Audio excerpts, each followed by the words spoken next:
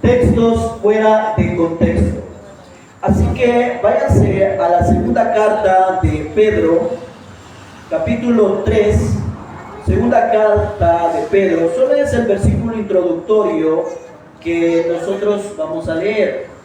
El domingo pasado vimos 3 versículos que estaban fuera de contexto, que se han enseñado mal, que nos lo han enseñado mal, y pues vimos su verdadero significado. Hoy vamos a ver 3 más, que son versículos que ustedes utilizan en su diario cotidiano, y pues lo siento, pero hoy lo voy a diseccionar nuevamente, ¿verdad? Porque le vamos a poner el significado original a esos textos. Segunda de Pedro, capítulo número 3, ¿lo tienen?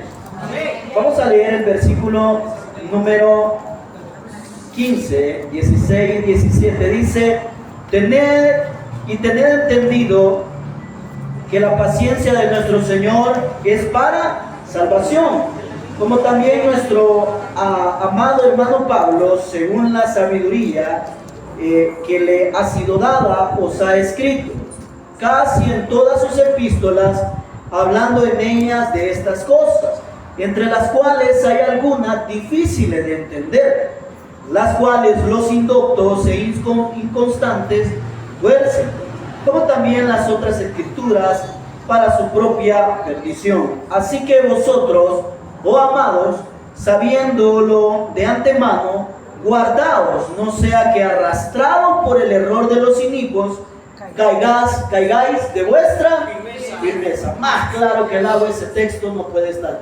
Pueden tomar asiento, mis hermanos, y esta mañana vamos a hablar acerca de 3 versículos que hemos utilizado mal en nuestro diario cotidiano, o lo hemos aplicado mal en la vida diaria, o lo hemos aplicado de una forma así, lo voy a decir, abusiva, excesiva. Y la palabra de Dios se debe de usar con verdadera destreza. Ahora, el domingo pasado, el sermón que tuvimos fue un sermón bastante confrontativo, muy duro, muy directo, porque yo les dije que les iba a quitar algunos versículos que hemos utilizado como amuletos y lo hemos aplicado para conveniencia de nuestra humanidad. Entonces, lo mismo es ahora.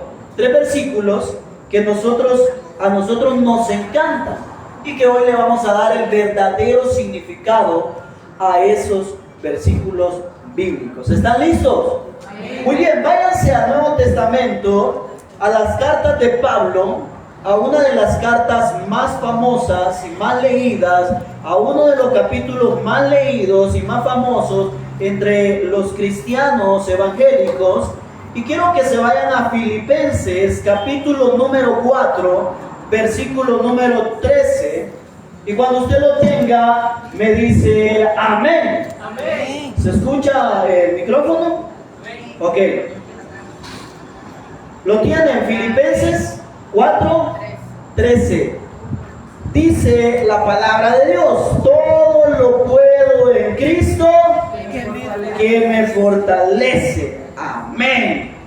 ¿Cuántos de nosotros no hemos ocupado ese versículo en algún momento de la vida? Todos. Amén. Es el versículo más favorito de la cristiandad, del cristiano evangélico.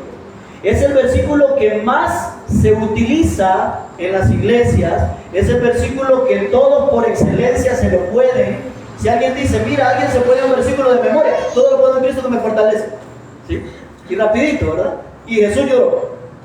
Pero este versículo lo hemos utilizado mal, mis hermanos, mis hermanas. Y es un amuleto en muchas ocasiones, porque lo hemos sacado del contexto. Les voy a explicar el contexto.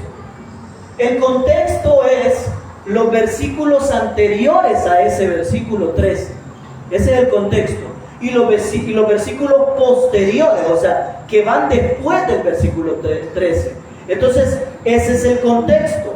Para poder interpretar o dar una salida o una explicación correcta a ese versículo, tenemos que entender toda la carta de Filipenses y tenemos que entender los versículos del 1 al 12 del capítulo 4 y los versículos del versículo 14 al versículo 20. Si no, nosotros no vamos a entender qué quiere decir el versículo 13, porque lo hemos utilizado mal. ¿Sabían ustedes que en Estados Unidos, en el 2012, el versículo Filipenses 4:13 fue citado muchas veces más que cualquier otro versículo de la Biblia por millones de personas en ese año?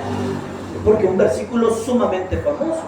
Ahora, su citación, o que lo traigamos a citar, es porque lo utilizamos en muchos escenarios y en muchas situaciones. Y le voy a decir algo, y lamento decepcionarlos, pero se hace de la forma incorrecta. Entonces, ¿cómo lo utilizamos fuera del contexto? O sea, sin darle el sentido original según el capítulo 4. Mire, lo utilizamos para esto. Voy a pasar de examen. Todo lo puedo en Cristo que me fortalece. ¿Quién ha dicho así? Amén. Voy a bajar de peso el siguiente año porque todo lo puedo en Cristo que me fortalece. Amén. Si alguien se identifica, dígame. Luego, voy a poner un negocio porque todo lo puedo en Cristo que me fortalece. Siguiente. Voy a viajar el otro año porque todo lo puedo en Cristo que me fortalece. Voy a ser mejor persona porque todo lo puedo en Cristo que me fortalece. Voy a buscar cónyuge, voy a vencer el miedo, voy a vencer el temor porque todo lo puedo en Cristo que me fortalece. Y uno más. Me declaro sano, me declaro libre de deudas porque todo lo puedo en Cristo que me fortalece. Y sigue siendo el mismo acabado de siempre. Amén. Entonces, nosotros hemos utilizado mal ese versículo y lo hemos utilizado como un amuleto para bajar de peso, para tener sueños, para hacer actividades, y realmente ese versículo no está diciendo eso, mis hermanos, porque ha sido abusivamente manoseado. Y nosotros, me voy a incluir como líderes religiosos, como líderes espirituales, hemos enseñado mal. Amén. ¿Se recuerdan que les dije que en la primera predicación del domingo pasado, en la semana me iban a escribir? Me escribieron algunos fariseos dándose golpes de pecho. No, de aquí no.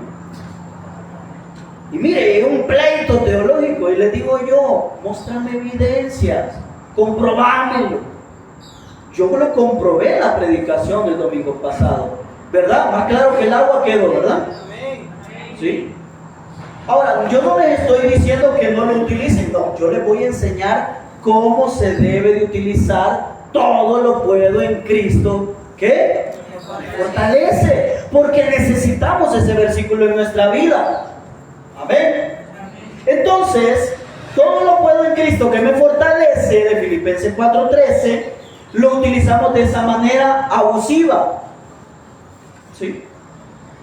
Todo lo que usted va a hacer, dice, todo lo puedo en Cristo que me fortalece. Pero este no es un versículo talismán que le da poderes. ¿Sí? No es un versículo amuleto que le va a producir a usted superpoderes porque es hijo de Dios. No. Pablo lo que está diciendo es que él tiene fuerzas en el Señor para poder vivir las circunstancias. Comprobémoslo. Ok. Vamos al versículo número 1 y vamos a ver la correcta interpretación. ¿Se recuerdan que les dije que para entender un versículo hay que primero comprender los versículos anteriores y los versículos posteriores? Mire, en el primer versículo, en el capítulo 4, Pablo comienza dando algunas exhortaciones a los miembros de la iglesia. Mira, así que hermanos míos, amados y deseados, gozo y corona mía, estad así firmes en el Señor, amado. Y mire, ruego a Evodia y a Síntique que sean de un mismo sentir en el Señor. Asimismo te ruego también a ti, compañero fiel, que ayudes a estas que combatieron juntamente conmigo en el Evangelio, con Clemente también y los demás colaboradores míos, cuyos nombres están en el libro. Ok, Pablo inicia el capítulo 4 dando lineamientos, que haya una estabilidad social, que no haya pleito dentro de la congregación de Filipos, y así comienza el capítulo 4. Luego en el versículo 4 al versículo número 7, Pablo empieza a decirle a los hermanos que tengan gozo, que se regocijen siempre a pesar de todas las cosas y las problemáticas que puedan venir. Amén. Luego en el versículo 8 y 9, Pablo hace ahí un compendio de todas las cosas que son dignas de alabanza. Veamos. Por lo demás, hermanos, todo lo que es verdadero, honesto, justo, puro, amable, de buen nombre, si hay virtud alguna, si algo digno de alabanza, ¿qué dice? En esto. Entonces Pablo les está diciendo, miren, si hay algo que valga la pena que resaltar, es esto. O sea, lo puro, lo honesto, eso hay que resaltarlo. Porque se estaban peleando unas señoras allí, Evodia y Sintique, y tenían quizás algún problema en la iglesia. Entonces Pablo dice, miren, resalten lo que es puro, lo que es honesto, lo que es digno de alabanza. Ese es el contexto, amén. Luego Pablo cierra ahí con esas exhortaciones y pasa a un nuevo tema, y el nuevo tema es en el versículo 10, léanlo: en gran manera me gocé en el Señor, de que ya al fin habéis revivido vuestro. Pablo, y aquí es donde tenemos que comprender el contexto histórico de la carta de Filipenses. Pablo estaba preso en Roma.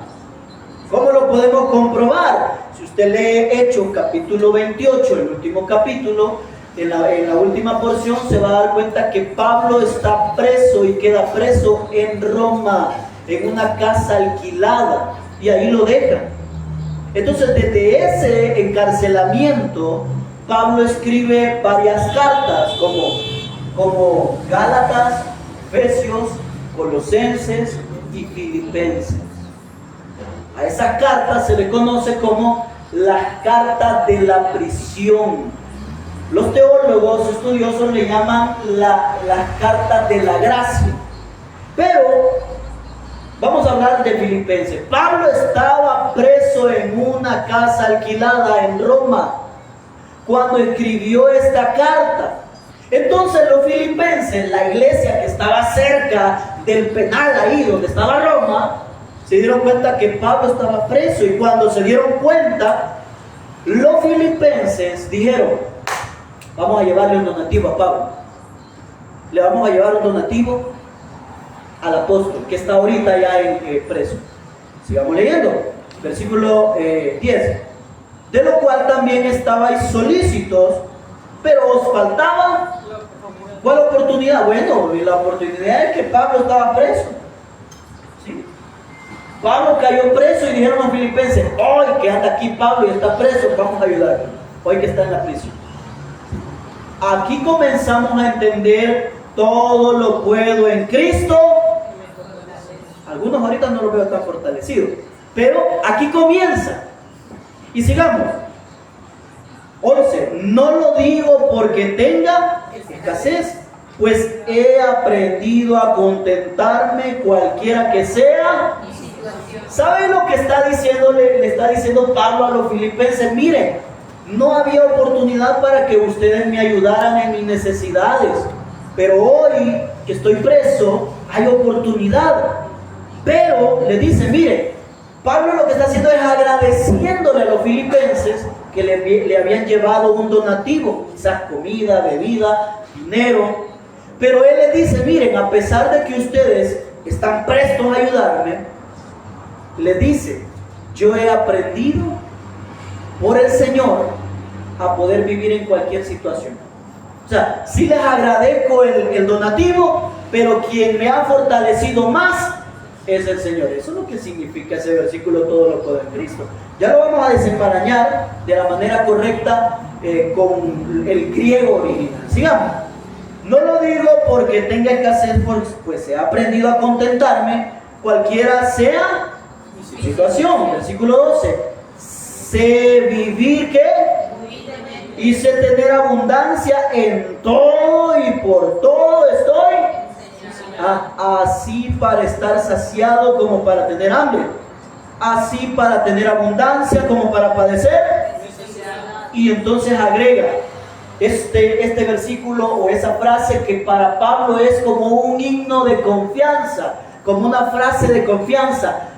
Tengo fuerzas porque Cristo me da fortaleza. Si lo queremos traducir, todo lo puedo en Cristo que me fortalece, es así.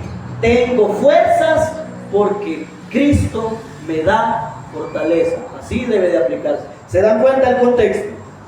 O sea, Pablo está agradeciéndole a los filipenses que le ayudaron en su prisión, que le ayudaron en el momento en el que estaba, pero él le dice, miren, yo agradezco el donativo y qué bueno que estuvieron prestos, pero gracias a Dios, Dios me ha enseñado a estar en todos los escenarios y he aprendido a sobrevivir en todos esos escenarios gracias a la fortaleza que Dios pone en mí. Entonces ahí es, todo lo puedo en Cristo que me fortalece. No es para bajar de peso, ¿sí? No es para cumplir sueños, no es para aventarse, pues voy a hacer el examen y todo, pues no es así, mis hermanos, porque lo hemos utilizado como un amuleto el versículo, ¿sí?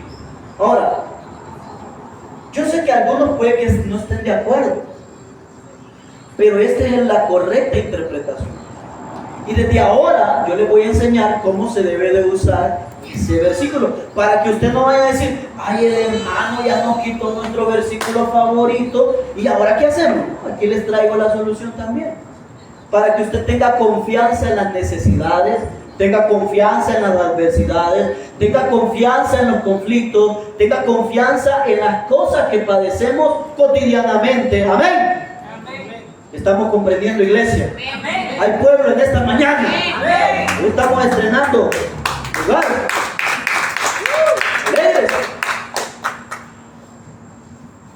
Filipenses 4:13 no es un amuleto para que le resuelva la vida, mi hermano. No es para andar afrontando todos los desafíos de la vida. No. Pablo en estos momentos estaba pasando escasez, hambre y prueba. Pero Pablo le dice a los filipenses, miren, no se preocupen. Si se acaba el donativo, sé vivir cuando hay escasez. Hay gente que cuando no tiene, se enoja con el Señor, blasfema contra Él y se va al mundo.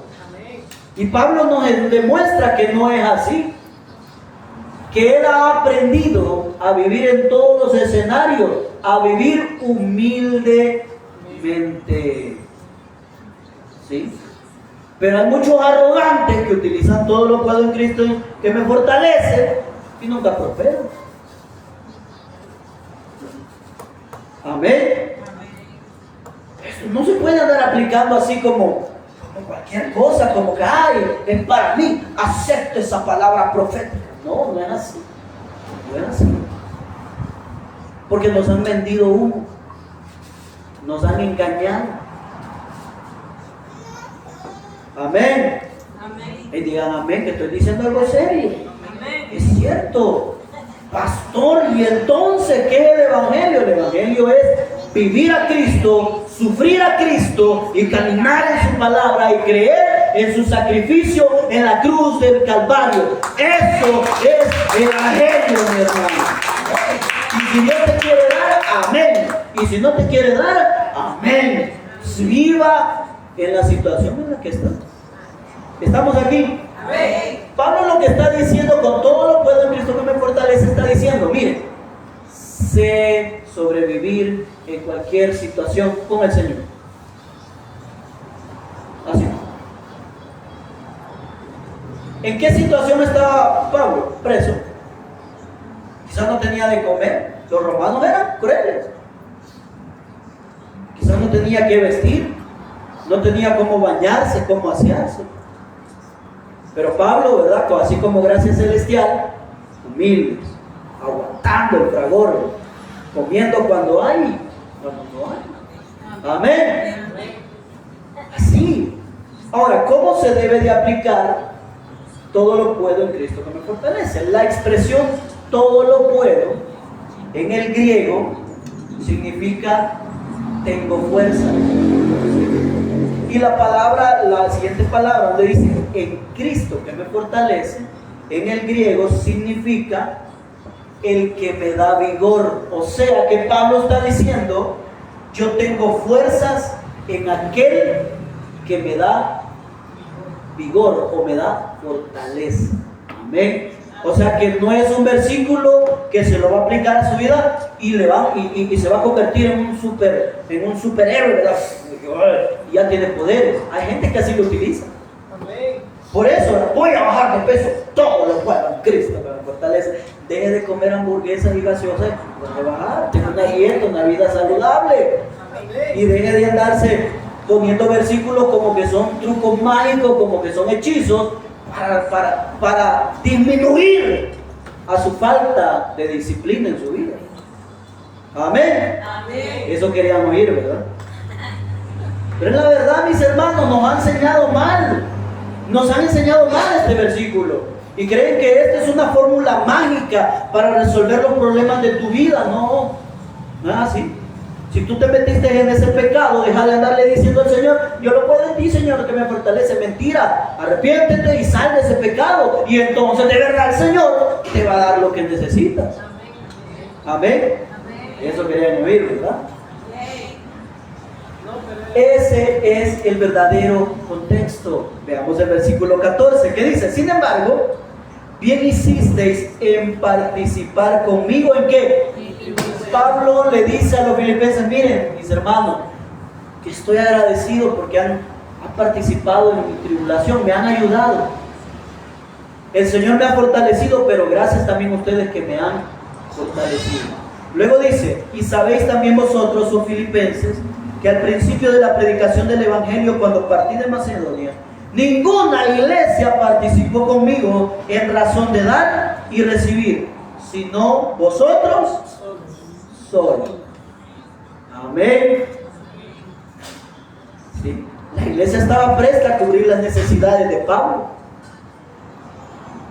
Pero Pablo le dice, miren, les agradezco, pero quien me ha dado más poder y fortaleza es el Señor. Amén. Ahora, ¿cómo se debe de aplicar o cuándo se debe de utilizar Filipenses 4:13? ¿Cuándo se debe de utilizar todo lo puedo en Cristo que me fortalece? Bueno, cuando tenga o no tenga trabajo, usted diga todo lo puedo en Cristo que me fortalece. Porque usted está aplicando el versículo correctamente. Pablo lo dijo. Sé vivir en abundancia, todo lo puedo en Cristo. Sé vivir humildemente cuando no hay, todo lo puedo en Cristo. O sea, Pablo lo que está diciendo, miren, cuando yo he tenido abundancia, el Señor me ha seguido dando fuerza para mantenerme firme. Y cuando no he tenido, el Señor me ha seguido dando fuerza para mantenerme firme. O sea que Pablo se mantenía firme en toda situación. Entonces, ¿cómo se debe de aplicar? Cuando usted esté en abundancia y esté en escasez, usted siga diciendo, gracias a Dios que me sostiene hasta este momento. Dígame, mi hermano, si no la ha sostenido hasta este momento Cristo Jesús. Dígame si hasta este momento no le ha dado de comer, no le ha dado lo necesario. Entonces no nos quejemos por lo mucho o lo poco que el Señor provee. Usted está parado aquí, delante de Él, delante de los hombres, porque Él le da fuerzas en su ser. Amén. Otro, cuando la economía está mal, diga, todo lo puedo en Cristo. O sea, si usted anda cogido quebrado, cogido comido, diga, el Señor me da fuerza. Amén. Se lo dice a alguien que ha comprobado eso, mi hermano. que he andado coyol quebrado, coyol comido, prestando. Y aquí estoy. Y no me quedo. Y el Señor ha sido bueno. Me ha dado. De repente me llaman, me tocan a la puerta. Hermano, venga, hermano, vaya, hermano, mire aquí, hermano, esto. Porque mi confianza en la escasez y en la abundancia está en Cristo Jesús. Su confianza debe de estar en Cristo Jesús. Ahí todo lo puede en Cristo que me fortalece. Ahí se aplica. Cuando no hay trabajo, cuando hay mala economía, cuando hay deudas. Mire, su mujer no es que lo deje, no es la que no lo deja dormir, ni su marido. Son las deudas. Bueno, Denis porque es soltero, solo la soledad no lo deja dormir. Pero la deuda, mi hermano. Entonces ahí donde usted diga, es cierto, estoy endeudado, pero el Señor me da fuerzas para seguir en pie de guerra. Amén. Bueno, otra situación es cuando la tierra no da fruto, cuando no hay vacas, cuando no hay nada, cuando digo Habacuc, ¿verdad? Aunque falte todo lo que sea, tú siempre seguirás siendo. Ese es el escenario. Ahí se aplica todo lo puedo en Cristo. Y ya no lo apliquen así, todo lo puedo en Cristo que me fortalece. Diga, tengo fuerzas, tengo vigor, porque el Señor es el que me da esa fortaleza. Amén. Amén. ¿Sí? Ese es el verdadero contexto, esa es la verdadera explicación. No es un amuleto para que lo agarre así, Señor, concédeme este deseo. Todo lo puedo en Cristo que me fortalece. Usted está orando mal. Está orando mal y está metiendo un versículo fuera de situación. ¿Sí?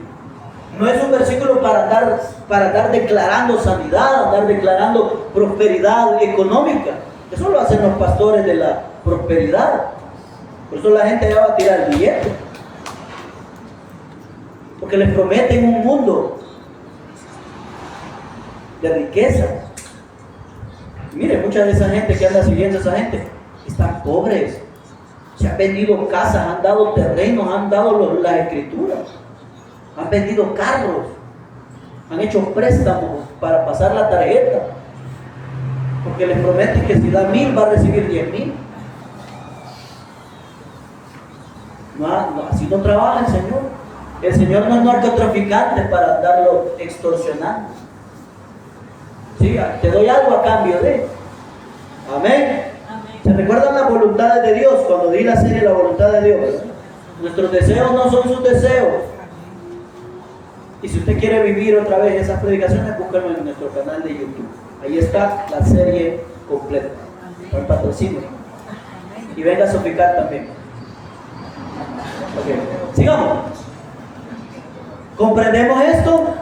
Ahora, si usted quiere utilizar versículos para que el Señor le ayude en su necesidad, pues bueno, utilice Habacuc 3, versículo 17 al 19. Si quiere anote, no lo vamos a leer. Pero ahí dice, aunque falten las vides, las vacas, las cabras, las ovejas, aunque falte el grano, aunque falte todo, tú serás mi Dios y me alegraré en ti. Ese versículo sí lo podemos aplicar, ¿sí?, en nuestra vida. Aparte de todo lo puedo en Cristo que me fortalece. Otro versículo es el Salmo 23:1. Jehová es mi no puede nada me faltará. si de verdad Jehová es un pastor.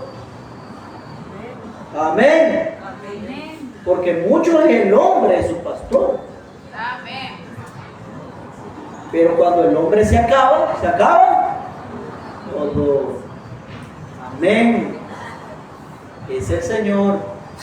Eso querían escuchar, ¿verdad? Muy bien. Comprendimos Filipenses 4:13. ¿Sí?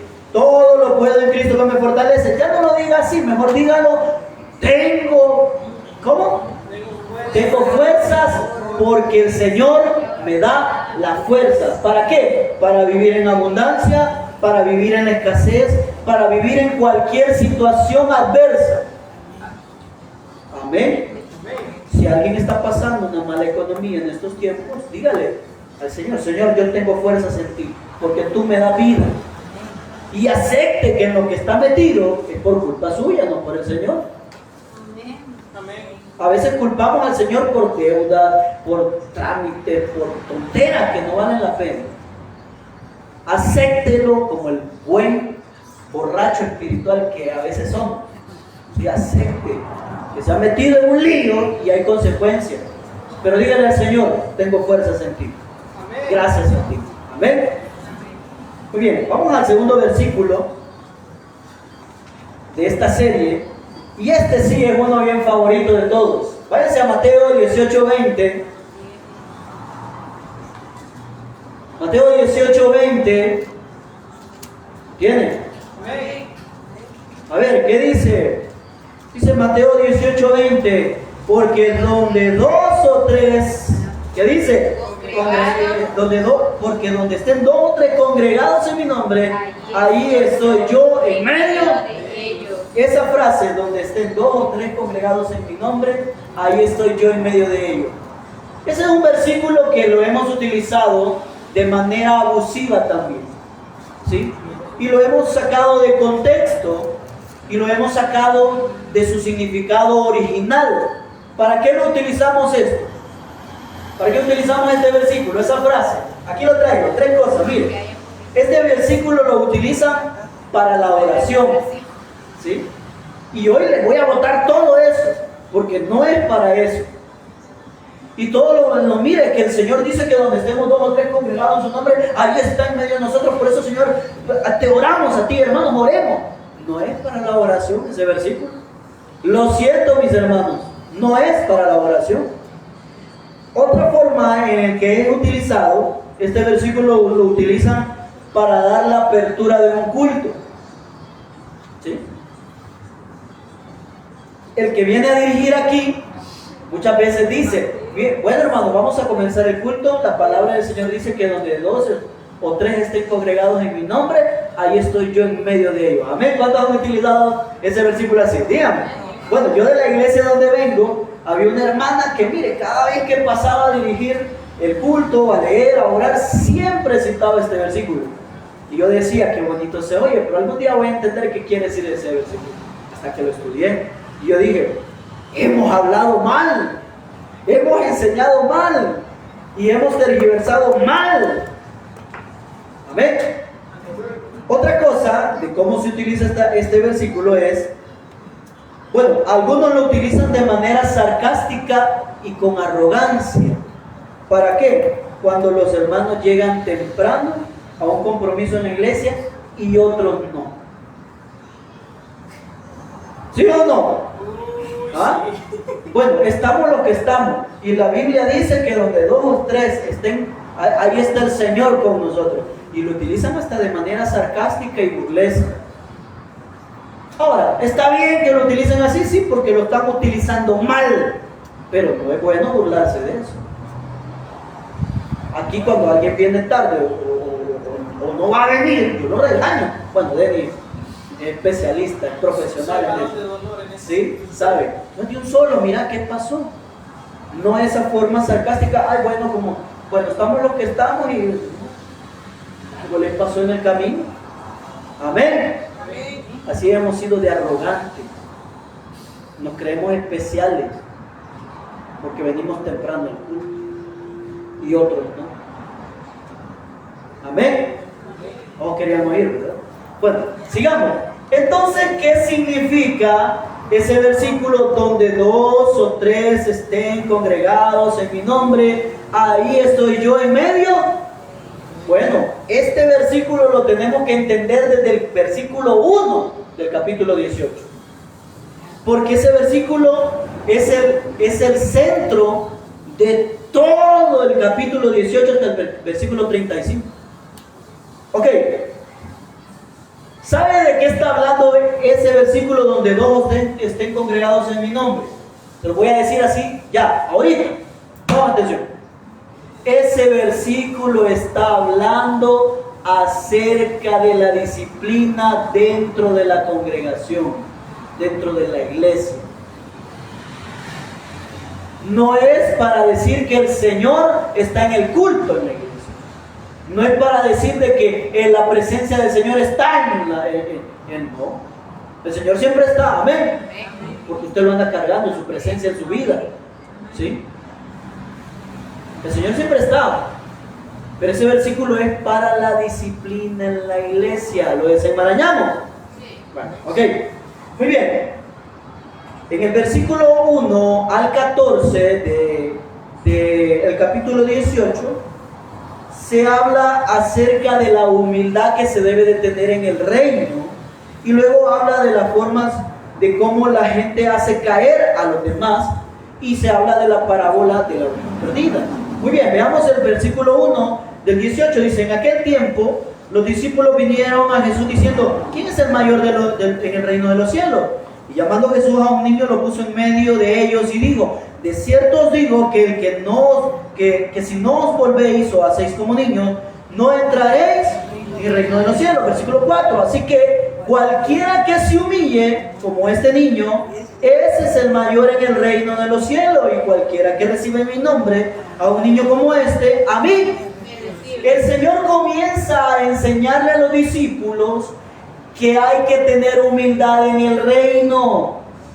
A esos niños que se está refiriendo Jesús ahí, no se está refiriendo a niños como Misusi o como Lucas o como los bebés, sino que se está refiriendo a esos niños, a niños en Cristo o personas nuevos creyentes que llegan a la congregación.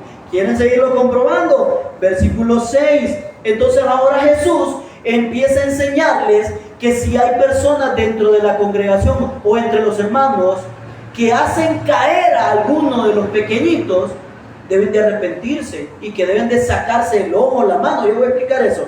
Y cualquiera que haga tropezar a alguno de estos pequeñitos, o sea, de estos niños que creen en mí, mejor le fuera que se le colgase al cuello una piedra de molino de asno y que se hundiese en el fondo del mar. O sea, Jesús lo que está diciendo: miren, si alguien maduro en el evangelio que quiere tener el primer lugar y quiere hacer de menos a los pequeñitos, mejor que se ponga una piedra en el buche, en el cuello, y que se lance al mar. No es literal, sino que lo que Jesús está enseñando es que mejor se retire de la congregación si quiere tener el primer lugar dentro de la iglesia. Esa gente no sirve. Muchos de esa gente tienen trastorno psicológico, tienen el trastorno narcisista. Mejor ver. Eso es lo que está diciendo Jesús. Comprenden el texto. Sigamos. Hay del mundo por los tropiezos, porque es necesario que vengan tropiezos. Pero hay de aquel hombre por quien viene. Sigamos. Por tanto, si tu mano o tu pie es ocasión de caer, o sea, le está hablando a los maduros cristianos. Si tu mano o tu ojo van a cometer pecado, arrancártelo, o sea, arrepentite de ese pecado que vas a cometer en contra de tu hermano en Cristo. Amén. Todo esto lo estoy explicando para que entendamos el versículo 20, donde dos o tres estén, ahí está el Señor. Seguimos aquí. No se la podían esa, ¿verdad? Ok, versículo 9. Y si tu ojo te es ocasión de caer, sácalo y échalo de ti. Mejor te centrar con un solo ojo en la vida, o sea, tuerto, que teniendo dos ojos y ser echado en el infierno. Seguimos. Ok, mire, este es el hilo conductor. Póngame atención, please, attention, ¿verdad? Please, attention, ok. Jesús ya dijo: miren, el que quiera ser el mayor en el reino tiene que ser humilde y recibir a los niños en Cristo. Y esos niños en Cristo los tienen que tratar bien, no los tienen que maltratar, no tienen que pecar en contra de ellos.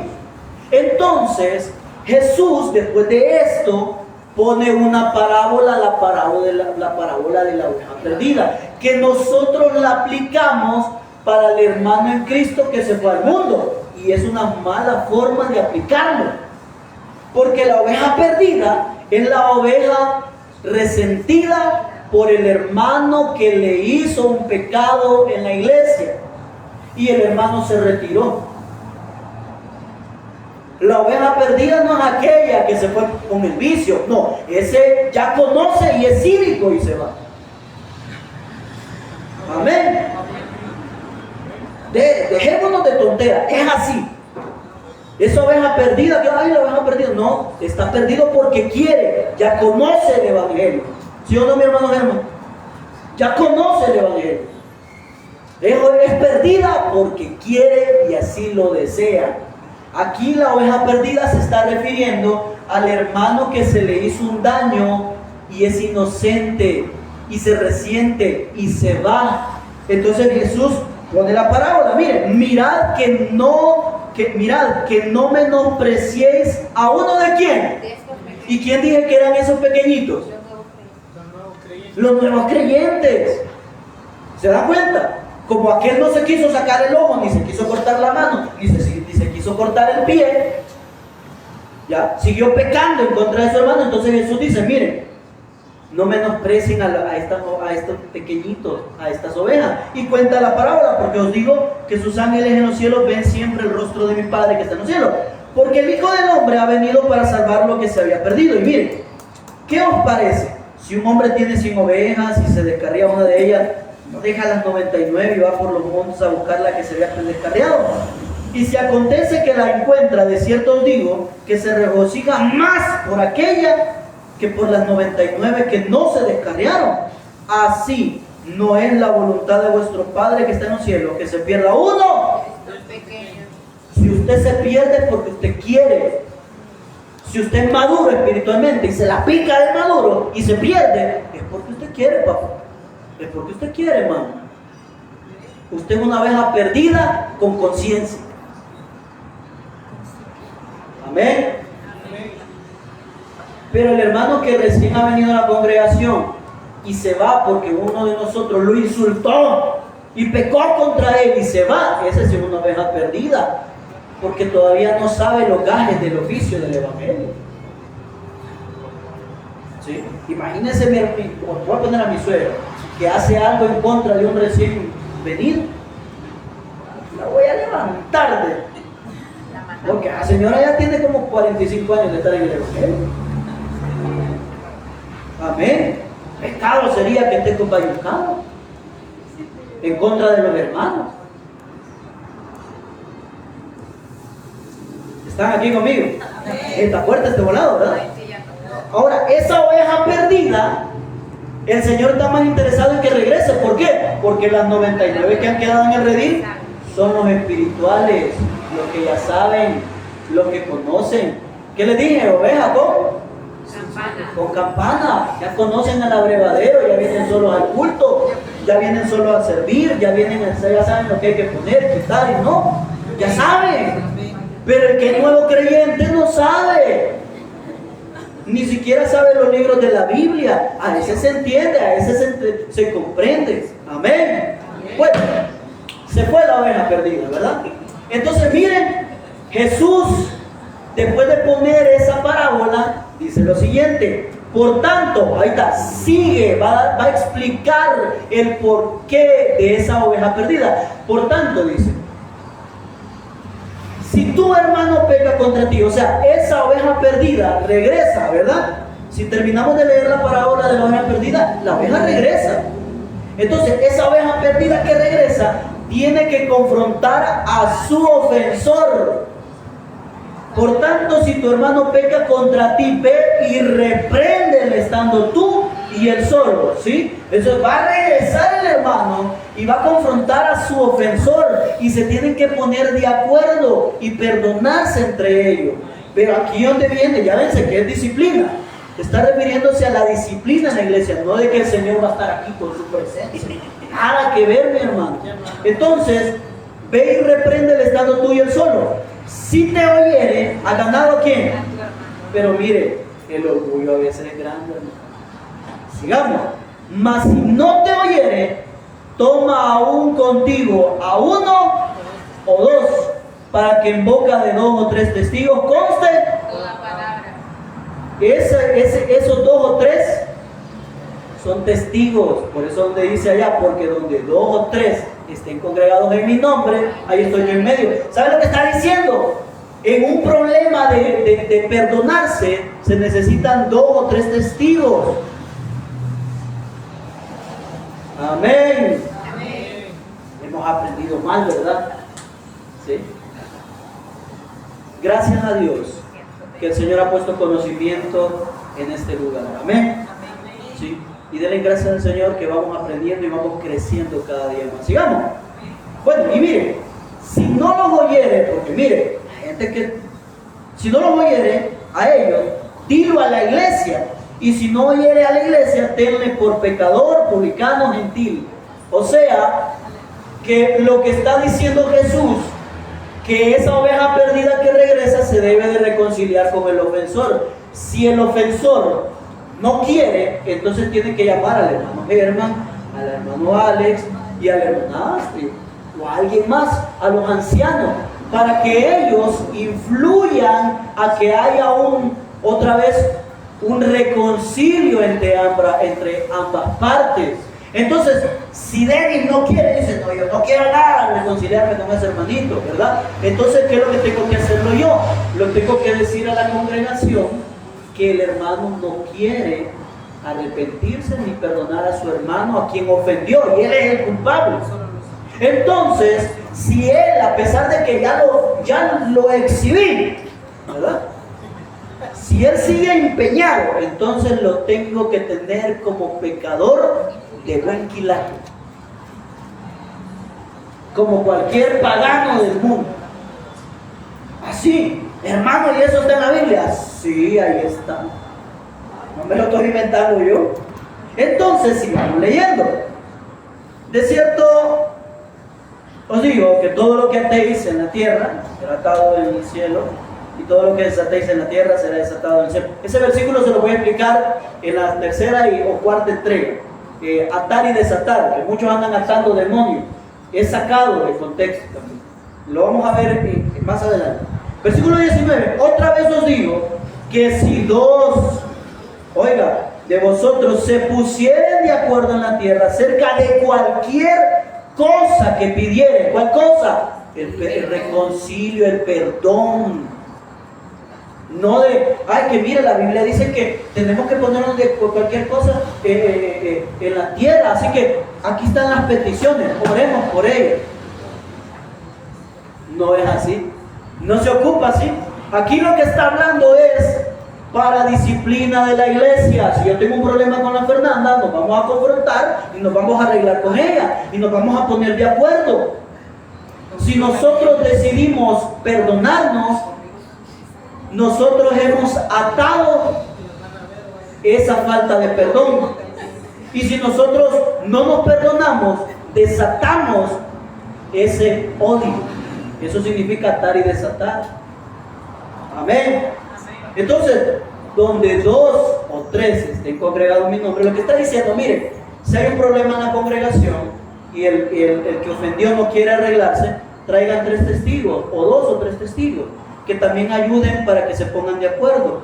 Y si no, y cuando vengan esas personas, yo voy a estar ahí también en medio de ustedes. O sea, el Señor va a actuar también como un testigo. Él va a estar viendo que sus hermanos se perdonan. Amén. Amén. Ahora, eso no termina ahí, mis hermanos. Mire lo que dice el versículo 21. Entonces se le acercó Pedro y le dijo, Señor, ¿cuántas veces perdonaré? Amén. Ya se dieron cuenta que esto es acerca del perdón y la disciplina en la iglesia. Amén. No es para la oración ese versículo, donde 2 y 3 estén congregados en mi nombre. Allí está el Señor. No, y cuando escuchan predicadores, te van a decir, se van a acordar de este viejo feo que no me quiere, que no quiere. Te va a decir, no, eso no es así. Sí, está heavy. Y usted va a decir, y ahí usted diga, y no está criticando, sino que usted está poniendo en su justo lugar la palabra de Dios. Amén. Amén. Así que déjese de esa falsa modestia. Ay, es que yo critico, no. La palabra hay que ponerla como debe de ser Amén. y como se debe de usar. ¿Acaso no le dijo Pablo eso a Timoteo? Usa la palabra bien, como debe de ser. Ya asustó la fe. ¿Sí? Como debe de ser. Entonces Pedro le dice, mira cuántas veces tengo que perdonar. Bueno, hasta 7. Bueno, Jesús le dijo, no te digo hasta 7, sino aún hasta 70 Va. veces. Entonces ahí no termina el asunto. Ahora Jesús le pone una parábola de 2 deudores. Habían 2 personas, pongámoslo como que el hermano Germán y yo le debiéramos al Señor billones. Nunca le vamos a pagar. Entonces Jesús pone la historia de 2 siervos que le deben. Y el Señor perdona a uno. ¿Ya? Y ese que lo perdona, luego no quiere perdonar a uno de sus siervos. ¿Ya? Y entonces le llevan la noticia a su jefe. Mira, este no quiso perdonar a su siervo. Vale, tráiganlo, métanlo a la cárcel y que pague. Todo aquel que no quiere perdonar a su hermano y que sabe que ha cometido él un pecado contra él, Dios se lo va a cobrar todo. Con todo. Entonces, todo el versículo 20 del capítulo 18, todo el capítulo está hablando de perdonarse en la iglesia. Es disciplina dentro de la congregación. Amén. Ok. Cuando dice yo estoy en medio de ustedes, está diciendo que el Señor también va a ser parte de la solución del problema. ¿Sí? Miren que tenemos un altercado con el hermano Germán. Entonces mandamos a traer a 3 más. Y si nos ponemos de acuerdo, el Señor también va a ser testigo que nos pusimos de acuerdo. Eso significa el versículo. ¿Está bien explicado? Así que no lo vayan a andar aplicando, hermano. ¿Sí? Miren, hay alrededor de más de 80 versículos que la iglesia utiliza mal. Y lo utiliza mal. Ahora, ¿sí podemos aplicarlo a nuestra vida? Claro que sí. Pero debe de ser según su contexto original. Así que esto no lo ande aplicando para la oración o para decir que el Señor está en este lugar. No. Esto es para la disciplina en la iglesia, mis hermanos. Amén. Todavía tengo tiempo. Vamos ahora a Jeremías. Traigo 3 versículos por domingo. Jeremías, capítulo 29. ¿Se recuerdan que les expliqué Jeremías 33:3? El domingo pasado, ¿verdad? Algunos estaban asustados. Uno me dijo, hermano, me quitó mi versículo favorito. Lo siento. Así soy yo, es mi naturaleza, decir la verdad. Ok, vamos a Jeremías 29:11, es un versículo bien conocido que usted también se lo aplica a su vida y para resolver problemas y todo el asunto, ¿verdad? Ok, Jeremías 29:11, ¿lo tiene? Déjeme hallarlo que no lo encuentro. Ok, 29:11 dice, porque yo sé los pensamientos que tengo acerca de vosotros, dice Jehová, pensamientos de paz y no de mal, para daros el fin que esperáis. Es un versículo abusivamente sacado de contexto. Amén. Y mire, la gente y los pastores se lo aplican y dicen, mire, hermano, no se preocupe, Dios tiene pensamientos de bien para usted y tiene un fin bueno para su vida. Y el desgraciado no es más el pecado que saber qué. Porque así somos nosotros los líderes. Queremos tener contento al pueblo, pero yo no los quiero tener contentos, los quiero tener enojados con el pecado que no los deja ser con el Señor. Eso es lo que a mí me interesa. Si me ama, bueno, y si me odia, bueno, amén, yo lo sigo amando a todos. Pero la palabra de Dios así debe de ser explicada. Amén. Dejémonos ya de esos sermones motivacionales. ¿Es buena la motivación? Sí. Pero cada rato no, mi hermano, es como comer chatarra, gaseosa y churro todos los días, va a morir. Dicen que está comprobado que comer comida chatarra todos los días y a cada rato, el hombre, no mucho que dura 5 años, ¿verdad? Pero vos que estás en 5 o 6 años. Se deteriora. Por eso muchos en las iglesias están raquíticos espiritualmente. Tienen marasmo. Ella mintió. raquítico. Están llenos pero de lombrices, gordos de lombrices, del pecado. Pero vienen ahí a aplicarles la pomada mágica, porque yo sé los pensamientos que tengo acerca de vosotros. El Señor tiene pensamientos de juicio en este versículo, por si usted no lo sabe. ¿Quieren comprobarlo? Váyanse al capítulo 25, versículo 11. Ahí mismo en Jeremías. Jeremías, capítulos atrás, le había profetizado a la nación que se iban a ir al cautiverio a causa de sus pecados. Versículo 11. Toda esta tierra será puesta ¿en qué? Y en espanto. Y servirán estas naciones al rey de Babilonia. ¿Cuántos años? 70 años. La nación de Judá se iba a ir al exilio por los babilonios, por causa de sus idolatrías, hechicerías y paganismo, y de la inmoralidad que la nación de Judá tenía en ese momento con su rey llamado Sedequías. Entonces, en el capítulo número 26 habla acerca de los 70 años de desolación y habla de todo el juicio a todas las naciones.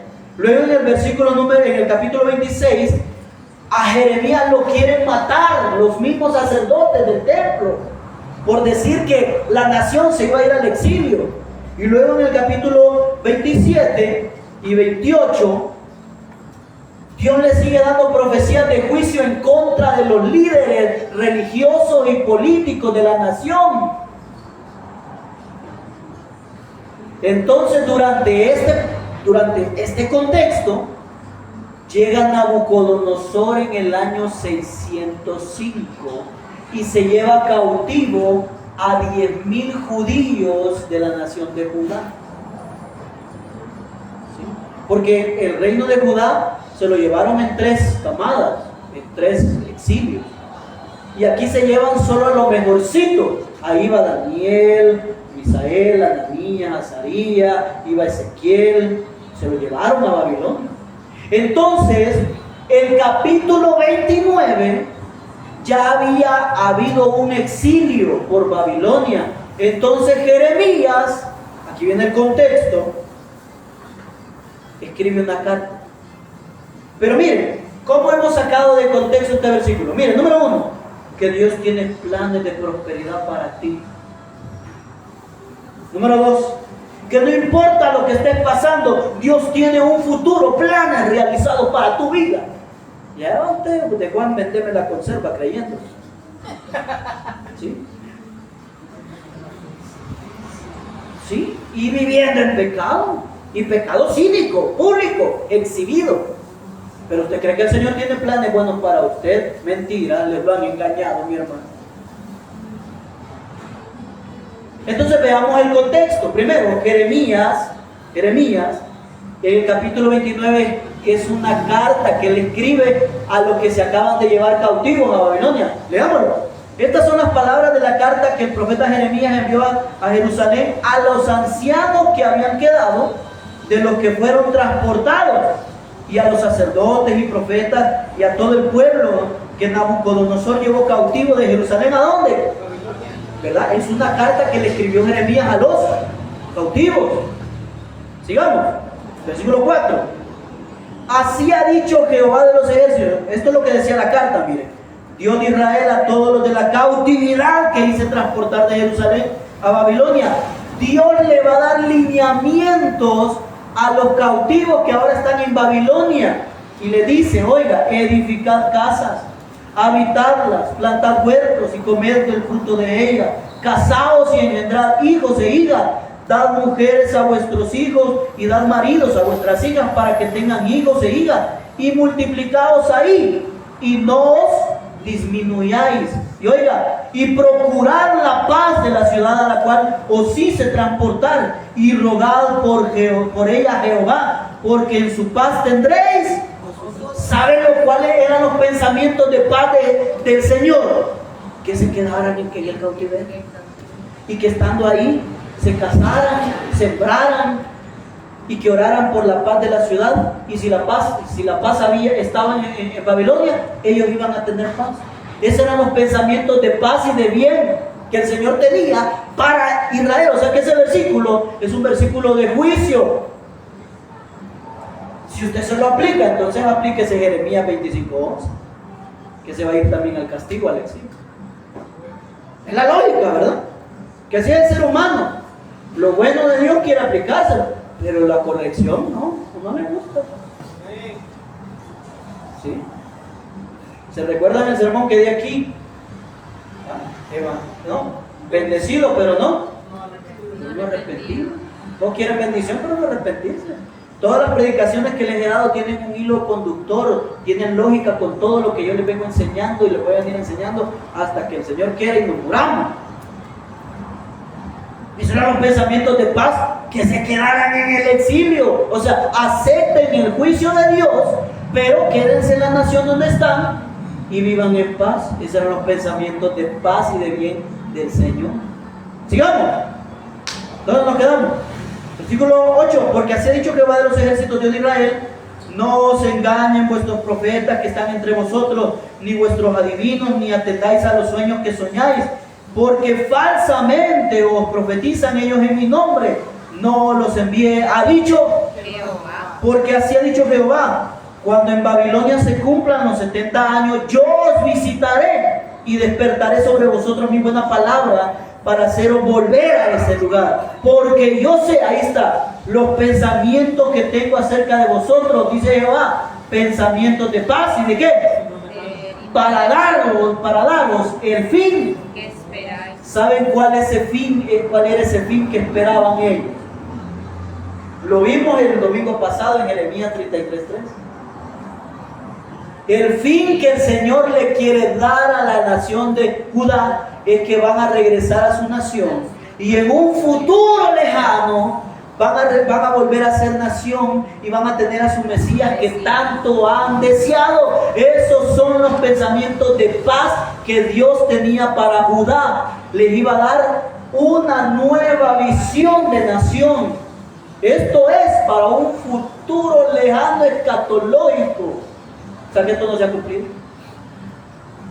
Pero ustedes lo aplican, ¿sí? ¿Ven?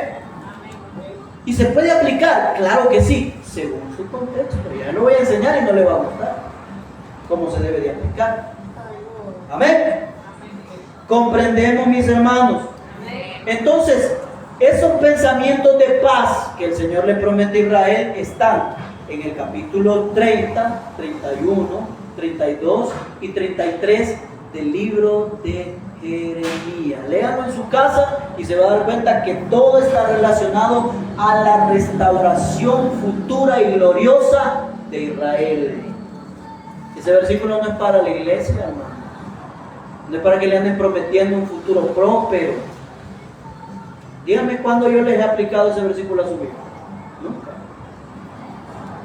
Y si se lo voy a aplicar, se lo voy a aplicar como debe de ser. ¿Saben cómo? Bueno, veamos. Muy bien.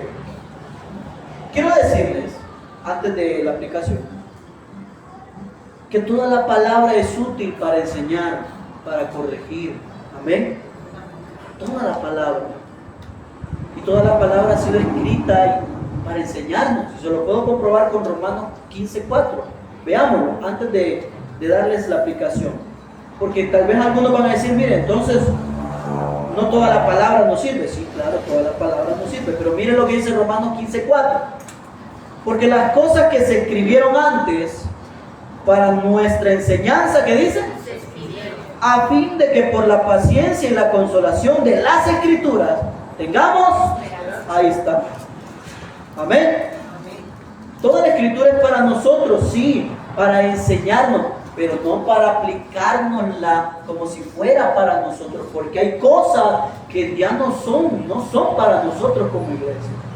Entonces, ¿cómo aplicamos Jeremías 29:11?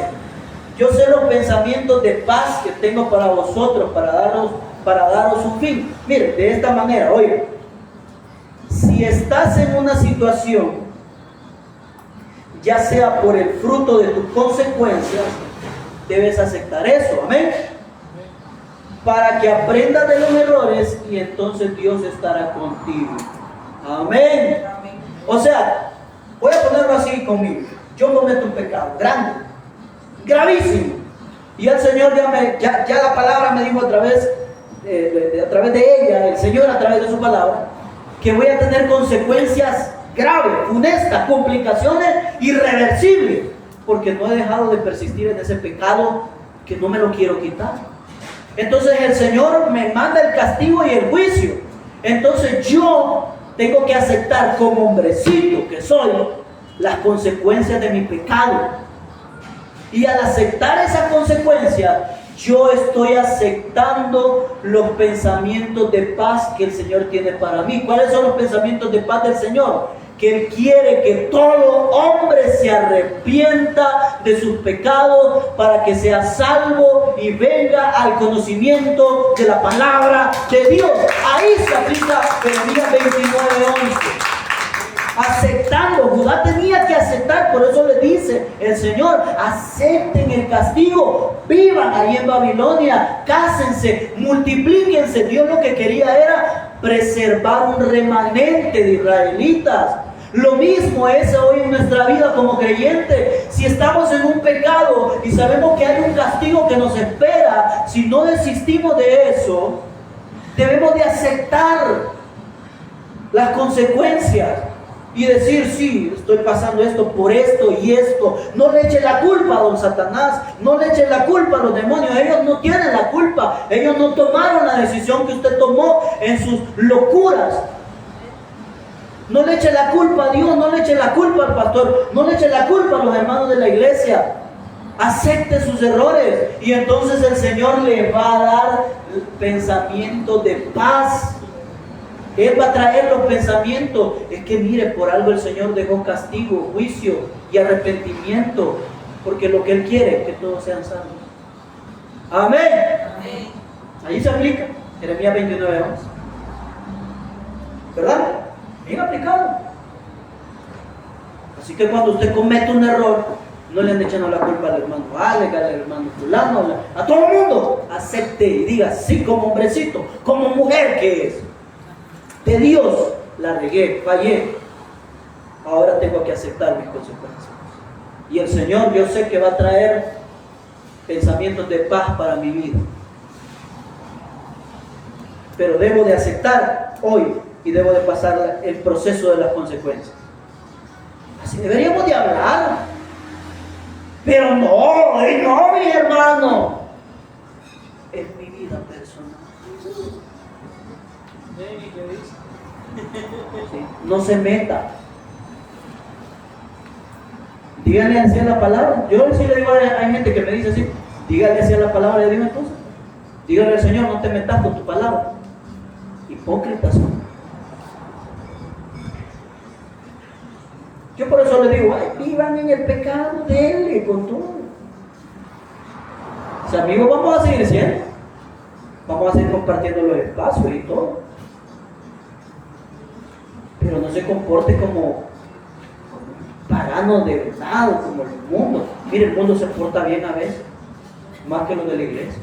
Amén. ¿Estamos aquí, mis hermanos? Amén. Bueno, así ha sido esta segunda entrega de textos fuera de contexto. Hemos aprendido que todo lo puedo en Cristo que me fortalece. No es para andar resolviendo los problemas de la vida. Amén. Amén. Hemos aprendido que donde dos o tres estén congregados en mi nombre, no es para la oración, no es para que el Señor esté ahí con su presencia, no. Es un versículo para la disciplina de la iglesia. Y hemos aprendido de Jeremías 29:11 que Él tiene pensamientos de paz, pero un pensamiento de paz es que aceptemos nuestras consecuencias y el Señor entonces nos va a restaurar. Todo aquel que es arrogante y renuente a no aceptar sus errores y no enmendarlos, le va a ir mal. ¿Cuál es nuestro fin? Dios le dice a la nación de Israel, ¿cómo le dice? Porque este es el fin que tengo para ustedes. Una restauración total. Para la iglesia, ¿cuál es el fin? La eternidad. Ser transformados, glorificados en nuestro cuerpo. Ir al cielo, recibir galardones. Luego venir y regresar en la segunda venida con el Señor y establecer el reino de Dios en toda la tierra. Ese es el fin para la iglesia. Amén. Por eso Dios quiere que aceptemos nuestros errores, que los vivamos, porque Él quiere restaurarnos. Amén. Esta ha sido la segunda entrega. Pónganse de pie en esta mañana y terminamos. El aplauso al Señor.